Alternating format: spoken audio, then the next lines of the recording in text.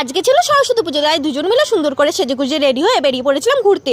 কোথায় যাবো দুজন মিলে ভাবনা চিন্তা করতে করতেই চলে গেলাম আমরা ময়দানে গিয়ে একটা পাঁপড় কিনে নিয়েছিলাম। আমিও খেয়ে নিলাম আর ওকেও একটু খাইয়ে দিলাম, যেহেতু আজকে ভ্যালেন্টাইন্স ডে আর সরস্বতী পুজো বাঙালিদের একসাথেই পড়েছে। তারপরে দিদি দাদা সবাই একসাথে দেখা টাকা করে আর কি নিজেরা ফটোশ্যুট করছে। আর আমার কাছে দুটো ব্যাগই ধরিয়ে দিয়েছে, আর ও কি একটা বলছে তাই জন্য খুব মারছিলাম আর হাসাহাসি করছিলাম। সবাই মিলে ফটোশ্যুট করছিল, ঘোরাফেরা করছিল।